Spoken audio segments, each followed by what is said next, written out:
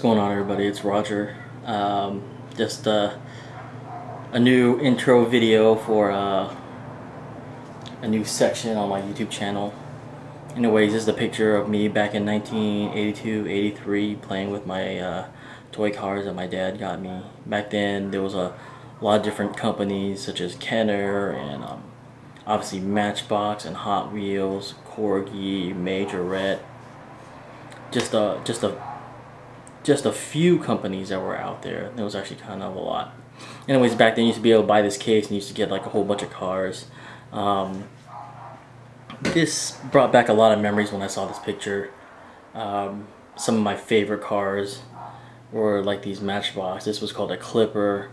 This was called a Fandango. Some of these I didn't even know their names.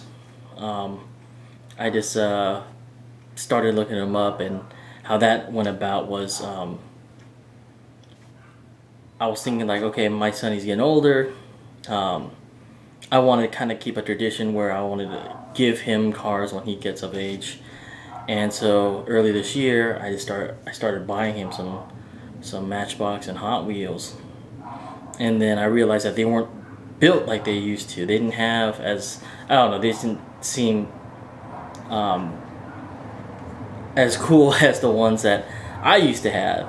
So, you know, I started jumping on eBay and I saw a lot of my older cars. I had to buy some of the same cars that I had when I was a kid because unlike a lot of families that once you're done playing with toys, they put it in the attic and then years later you'd find them. Being in a Filipino family, kind of like once you're done with them, they're sent out to the Philippines and you'll never see them again. So when I started looking at some of these older pictures, you know, I started thinking like, oh my gosh, man, these were really cool.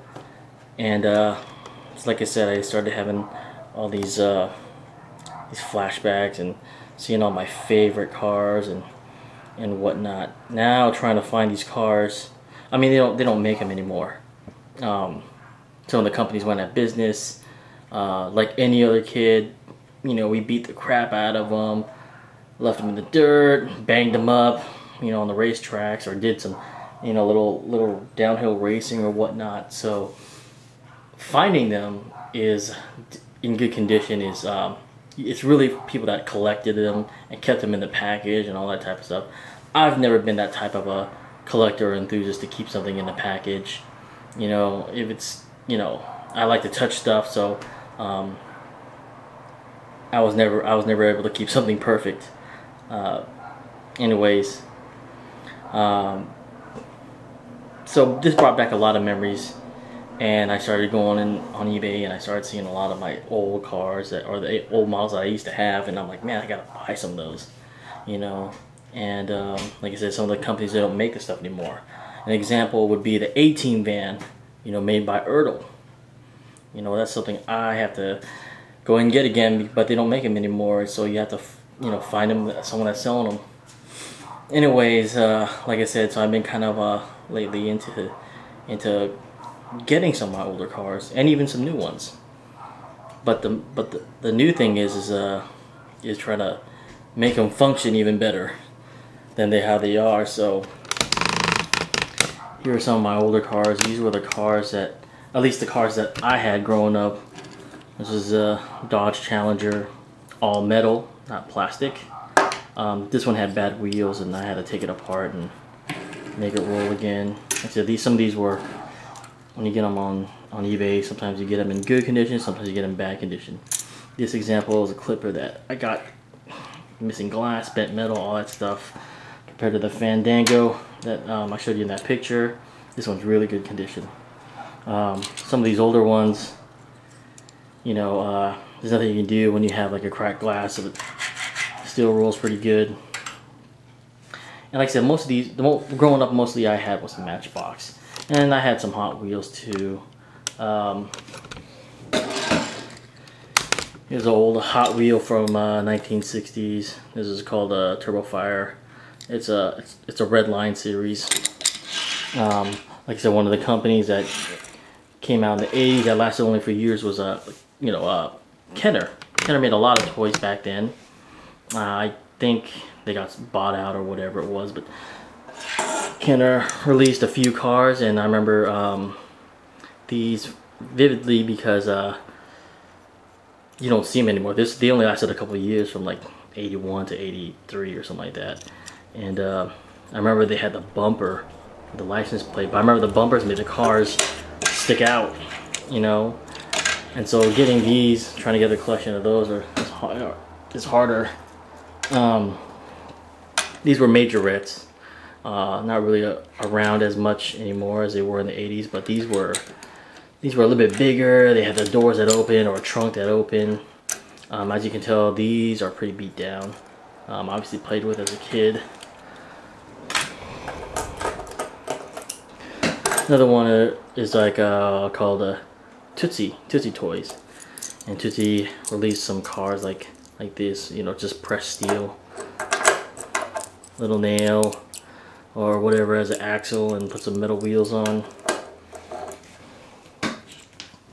This kind of made me happy when I got this out of a bunch of cars.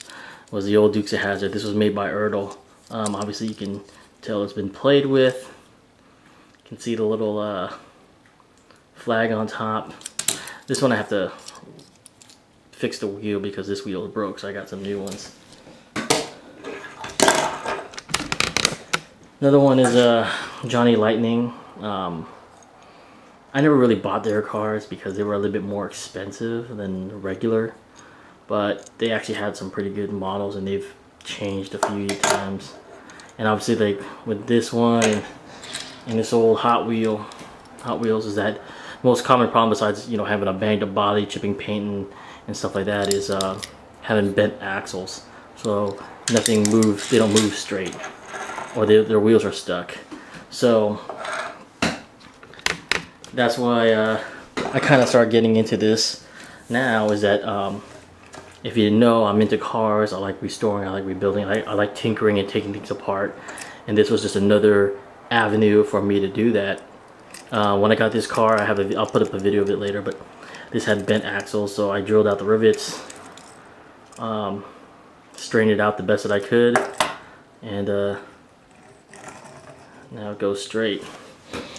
These need to be repainted. The wheels were stuck and rusted. This is from 1979. This is from 1969. At the time, this is a new, they still call this the Demon nowadays, but I guess back then this was called the Prowler. This was a newer car. The paint was all chipping out, and I drilled it out, took it apart, repainted the whole car. It was like lime green or something like that.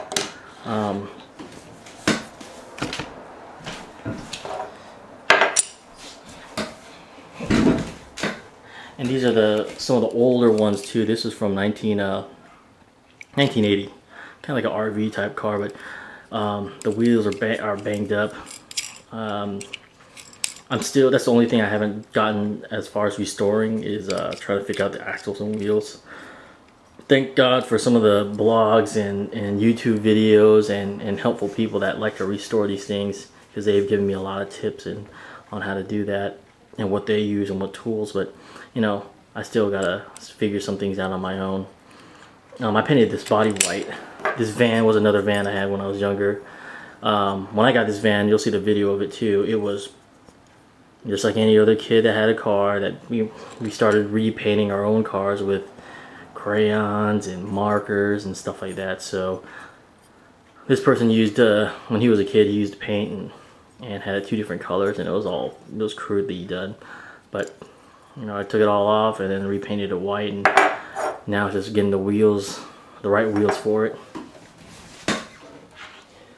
This was an older one too, where the wheels were bent and stuck and frozen. So I had a spare car, and I took the wheels apart, or took the wheels out of that one and put in this one, and now it rolls really good. I just have to restore the motor that you see right over there.